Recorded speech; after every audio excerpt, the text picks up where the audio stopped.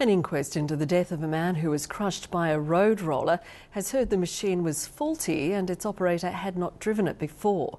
50-year-old Kim Greenhall was crushed to death in 2008 when he was caught in the path of a roller working on newly laid bitumen at Meadows, south of Adelaide.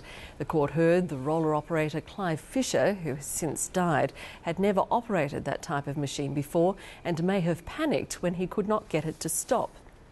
The inquest continues.